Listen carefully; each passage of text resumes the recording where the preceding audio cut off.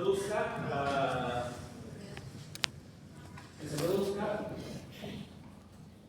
a este nivel. Ah, claro, en la cervical. Mientras más alto sea la lesión, mayores secuelas. Porque recuerden de que la médula espinal es como un cable de electricidad que baja llevando todas las convulsiones. A más alto la lesión, mayor órganos implicados. Si es torácico o lumbar, es de miembros inferiores, pero si es cervical, es clase 4. Entonces, si el nivel es L1, C1, C2, mucha pena con ese paciente, que es muy probablemente se muera porque la lesión va a ser principalmente pulmonar. Y ese paciente de por vida lo va a utilizar mutilación mecánica. Hace poco tuvimos un paciente que falleció, ¿no? Estuvo utilizado por 2 veces en la UCI, era dependiente del ventilador mecánico. ¿Por qué? Porque tuvo fractura de C1 o C2. ¿No? Una caída a nivel del suelo, dice que estaba yendo, se cayó de espaldas. ¿Cómo habrá caído? No sé si significa el seguro. Entonces, hay que tener cuidado con eso. ¿Cuáles son las funciones de la columna vertebral? Protección de la médula espinal y redes nerviosas. Sirve de base para muchos órganos internos. Base de sustitución para ligamentos, tendones, músculos. Tiene apoyo estructural para cabeza, hombros, pecho, conecta la parte superior y inferior del cuerpo. Equilibrio y distribución del peso. La columna tiene flexión y movilidad, ¿no? Tiene flexión hacia adelante, extensión, inclinación hacia los costados, rotación. ¿Qué es esto? ¿No? Tenemos flexión, la columna vertebral, extensión, ¿no? Inclinación hacia el costado, ¿no? Rotación, ¿no? Y combinación de todas las anteriores. ¿No? O sea, el cuerpo humano es sabio. Los huesos producen glóbulos rojos, almacenamiento de minerales. Especialmente el esterón en este caso, ¿no? Asociado a la columna vertebral. Tenemos las vértebras cervicales, tenemos las principales del C1 al C7. Los principales son las dos primeras, el C1 y el C2. Tenemos las vértebras torácicas en que están implantadas los huesos de las costillas, que dan rigidez a la caja torácica. Tenemos las vértebras lumbares que sirven como soporte para todas las anteriores. Estos son los principales porque sin estas no hay un soporte adecuado de la columna vertebral. La médula espinal es, llamémoslo así, es como un cable de conducción nerviosa, como un cable de fibra óptica que lleva todos los impulsos nerviosos, tanto aferentes como aferentes, hacia el resto de los órganos. ¿No? Igual, ¿no? Tenemos los nervios. Los principales son los de la cervical, que llevan el control de los órganos autonómicos, del corazón, del pulmón, del estómago, todos ellos. Y va bajando sucesivamente por importancia. Tenemos los nervios espinales, que también llevan las funciones autonómicas del organismo, ¿no? Tenemos el control de los órganos internos. Mientras de esos son órganos sensoriales, estos son de los órganos internos. Acá tenemos un ejemplo, un cuadro, para que se recuerden cuáles son las funciones, ¿no? De los nervios espinales. Entonces, ¿qué es el trauma vertebral? Es un traumatismo vertebral directo o indirecto. Es una injuria focal o difusa de la columna vertebral, partes blandas, nervios espinales y nervios periféricos, que pueden presionar la médula espinal. O sea, el trauma vertebral puede ser con o sin compresión de la médula. Roguemos a Dios de que la médula, el trauma sea sin compresión de la médula. Y cuando hay compresión de la médula hay que ver si esa compresión es total o hay tensión total de la médula. Factores de riesgo: accidente de tránsito, lesión cerebrovascular por objetos y caídas, proyectil con arma de fuego, violencia de media vida, deportes de riesgo, alpinismo, motociclismo, vida urbana y obviamente el sexo masculino. En la médula espinal hay dos mecanismos, mecanismos primarios y mecanismos secundarios.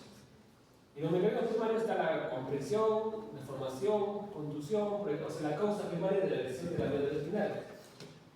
Mientras en los mecanismos secundarios está la consecuencia, de acuerdo a la lesión. Si es cervical, obviamente va a ser hipoxia por debajo de la presión respiratoria, hipotensión arterial, espasmo, cascadas bioquímicas. Si es lumbar, como el caso de el chico que fue lesionado por los que mencionamos, él no tenía ninguna alteración sensorial, pulmonar, podía comer, hablar, respirar por sí solo. No podía mover los miembros inferiores, no puede diccionar, tenía incontinencia urinaria y muy probable que tenga estreñimiento. ¿No? De acuerdo a la lesión, al nivel de la lesión. Entonces, ¿cuáles son los tipos de lesiones? Hiperextensión. Al hiperextenderse puede haber fractura o lesión de las apófisis transversas con la apófisis espinosa. Hiperflexión. Es hiperextensión. Es la hiperextensión. Hiperreflexión. Como está acá. Puede haber rotación. ¿No? La famosa técnica que se le rompe en el cuello es rotación. ¿No? Después que tenemos compresión, es por una caída, que puede ser por la figura de cabeza o caes del primer al segundo piso, del segundo al tercer piso caes de pie. Pero por la fuerza puede comprimir y aplastar la vértebra.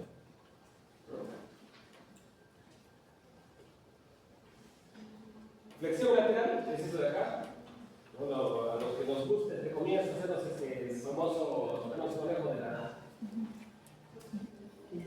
estiramiento. ¿No?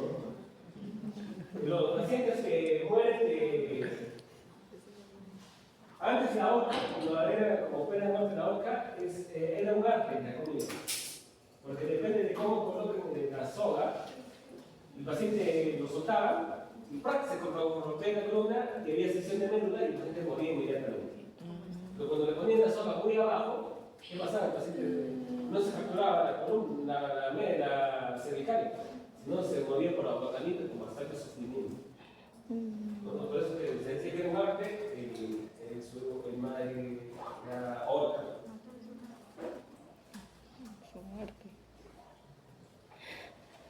Lesiones penetrantes por arma de fuego o por arma blanca. El test completo es cuando hay sección completa de la médula. Ponemos sección completa de la médula y el daño neurológico es irreversible. Las lesiones secundarias son lesiones vasculares a la médula espinal causadas por la ruptura de arteria, trombosis, perfusión debido al estado de shock, o el famoso shock medular, ¿no? Que conduce una cascada de lesiones por sección de la médula.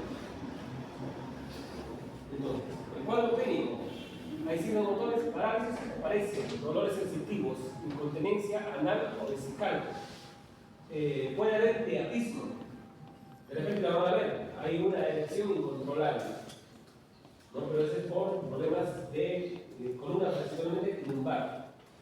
Signos superficiales de formación de columna vertebral y dolor en movimiento de la columna. Eso es algo que tenemos que recordar. Hay paresia y plejía. ¿Cuál es la diferencia entre paresia y plejía? Plegia. ¿Plegia? Paresia es adormecimiento. Y plegia es que no puede mover. Mueve apenas. Claro, plegia es que no puede mover. Plejía es que no siente nada. No hay ausencia de movimiento. Entonces, puede ser hemi, paresia o plejía. Hemi, un hemisferio, paresia o plejía. Si es hemisferio, es lesión cerebral. Pero si es cuadriparesia o cuadriplejía, o sea, las cuatro extremidades, es lesión cervical. Puede ser paraparesia o paraplejía si es de miembros inferiores, es lesión dorsal o lumbar. ¿Entendido, chicos? ¿Está ahí?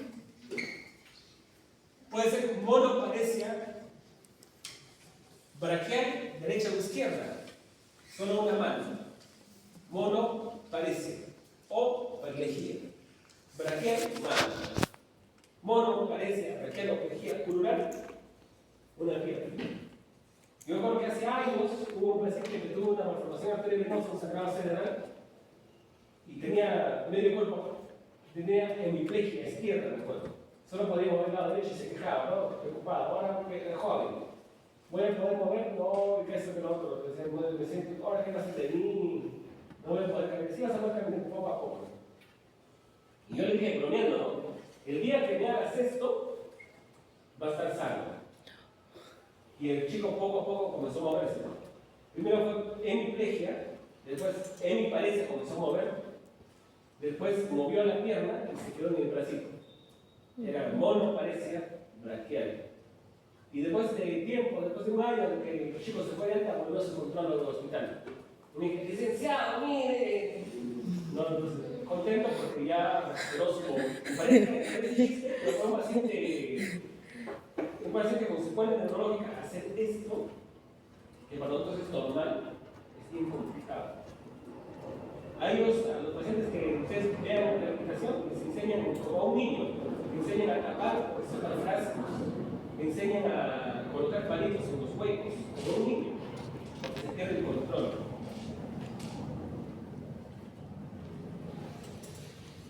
Exámenes auxiliares, radiografía de columna vertebral, tomografía axial computarizada, resonancia magnética. ¿No? Acá tenemos el área de irrigación, ¿no? Los cervicales, miren, por eso decía, mientras más alto, mayor la lesión. Si es más bajo, debajo de C6, hay menos lesión, y así sucesivamente. El síndrome del latigazo cerebral es una hiperflexión y una hiperextensión, ¿no? Generalmente cuando hay accidente de tránsito, pasa esto. Por eso es que se han dado cuenta que los corredores de Fórmula 1 han visto, tienen su casco y tienen como una dona acá en el cuello. No sé que se evita esos movimientos en la cervical y que les puedan lesionar.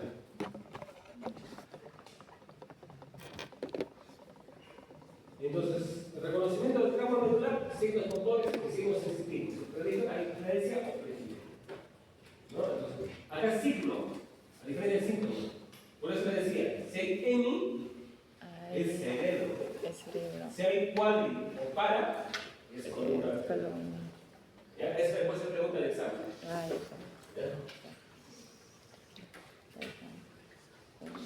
Cuidado de enfermería, obviamente el manejo de la apnea aérea, control de shock cervical. En estos pacientes hay una adecuada alimentación y uso de drogas vasoconstrictoras de ser necesario, no por el daño de la cervical. El shock cervical principalmente, en trauma cervical principalmente. Control de shock traumático, o sea, inmovilización, uso de collarín cervical, ¿no? El collarín cervical es inyección cervical, que sea rígido, cama dura, evitar movilización. En esos pacientes también, si se moviliza, se bloquea. Y si lo lateralizan, le ponen una cuña, un acosto y lo movilizan para que la cabeza no caiga. La movilización tiene que ser con 3 personas. 2 personas movilizan y la otra hace el cambio de la cama, el cambio de cama, hidratación de la piel, cambio de pañal, todo lo que se tenga que hacer. Control de la vejiga. Muchos pacientes pierden el control de la vejiga. Tienen incontinencia urinaria o retención urinaria. Hace muchos años había prácticas en el Instituto Nacional de Rehabilitación, no sé por qué ahora ya no se hace. Pero esos pacientes, por ejemplo, les enseñan, les educan a ellos mismos sondearse. Bueno, para no hay problema, ¿no? Se sondean. Y las mujeres con espejitos les enseñaron a sondearse para que puedan evolucionar. Ellos mismos. O sea, es parte de la educación de enfermería.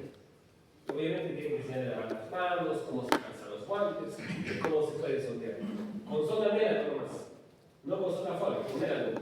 Solo evacúan la orina y lo retiran. Entonces, es educación. Porque recuerden que tenemos que llegar al paciente que sea lo más autonómico posible.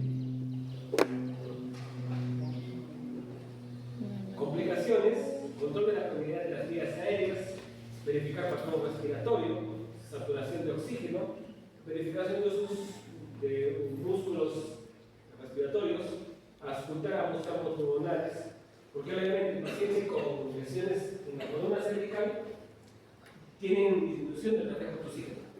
Si tienen reflejo de oxígeno, hay acumulación de secreciones, no pueden eliminar las secreciones. Y las secreciones se pueden acumular en uno o ambos campos pulmonares, pues se pueden auscultar. Complicaciones cardíacas. Los pacientes con lesiones, principalmente cervicales, tienen bradicardia o el shock medular. Verificaciones de hipotensión, llegado capilar y perfusión periférica. Lamentablemente, los pacientes de lesión cervical fallecen, no duran mucho, más de un año no duran. Y si, por ejemplo, el Superman, el primer Superman, Jesucristo ha vivido como 10 años, pero ha vivido por la plata, porque tenía ventilación mecánica, tenía enfermero dedicado. Una persona acá en el Perú común y corriente fallece de pronto, ¿no? Lamentablemente. Complicaciones digestivas. Los pacientes con lesiones de la columna vertebral hacen tibio paralítico.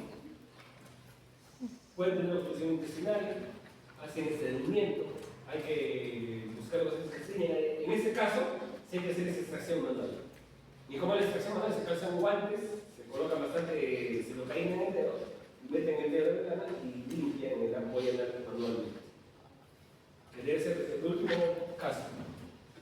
Realizar la auscultación intestinal en busca de disminución de ruidos intestinales, controlar si se produce evacuación intestinal y características de la misma, ¿no? Ver cómo la deposición es dura, bastante pastosa, suave, ¿no? Buscar síntomas de hemorragia gastrointestinal, dolor, fiebre franca o hacer oculta en heces. ¿Cómo verifican la sangre oculta en heces?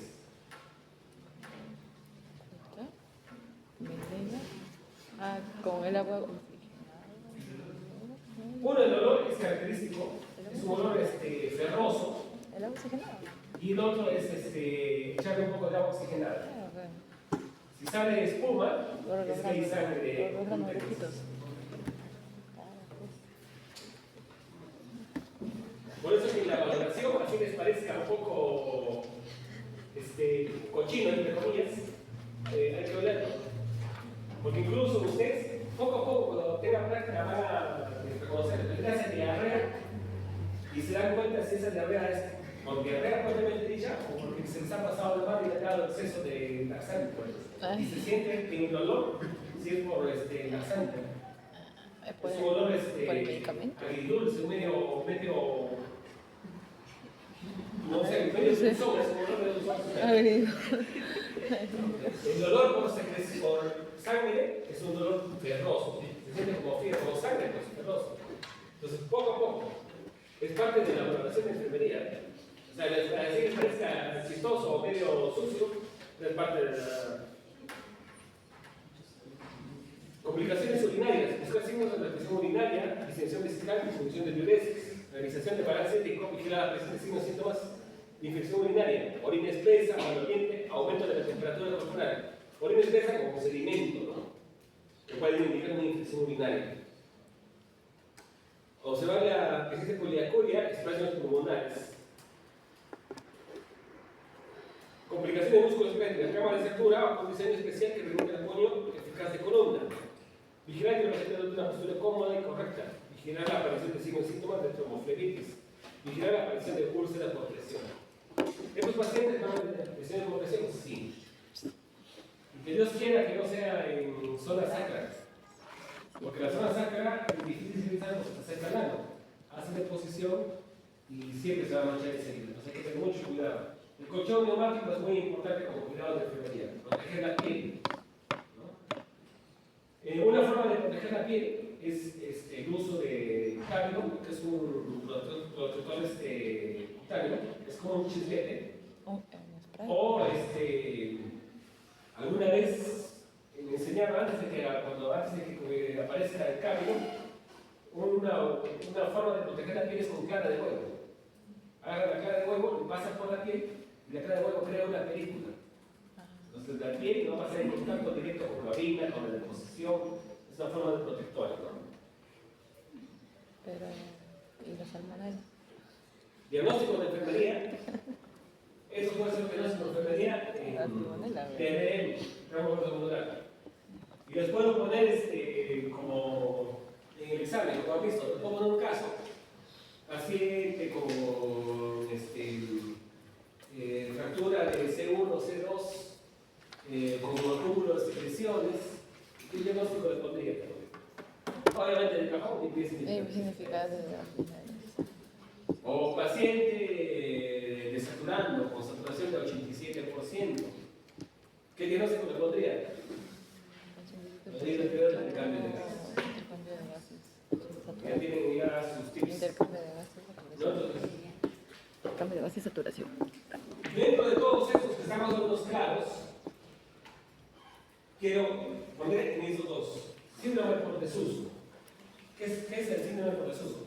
¿Han visto ustedes los pacientes postrados? ¿Qué pasa? Sí, en corvo. Se contracturan, ¿se dan cuenta? Sí. Los postraditos. Es el síndrome por desuso. ¿Por qué? Porque el músculo es una liga, no es elástico. Si la liga no se utiliza, se encoge, se endurece. Entonces el paciente postrado tiene algo por esa posición. Riesgo de comunicación verbal. ¿A qué se llama? Perdón, deterioro de la comunicación verbal. Les doy dos casos, que puede ser pregunta de examen. Les digo, paciente intubado, sedado, en ventilación mecánica. Ese es uno. Y les pongo paciente con tubo endotraqueal, despierto, comunicativo, se comunica por gestos. ¿Cuál de esos dos pacientes iría al deterioro de la comunicación verbal? ¿Los dos? ¿O el sedado o el que está despierto? El que está despierto. A ver, les vuelvo a decir. Paciente con tubo endotraqueal. Que uno es riesgo y uno es deterioro. Obviamente, con el tubo endotraqueal no puedes comunicarte porque el tubo endotraqueal atraviesa las cuerdas vocales. Uno de ellos, ambos tienen tubo endotraqueal, pero uno de ellos está sedado. Si está sedado, está dormido. Y el otro está despierto y se comunica. El segundo. ¿Cuál le conviene deterioro de la comunicación verbal? El segundo.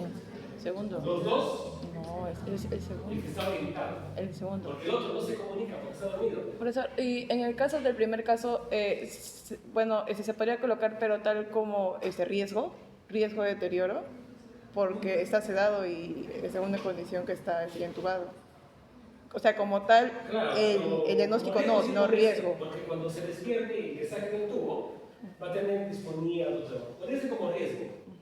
Pero en ese caso hay otra prioridad de diagnósticos, en ese caso. ¿Ya? Puede ser pregunta de examen también. ¿Ya? Les puedo poner un caso.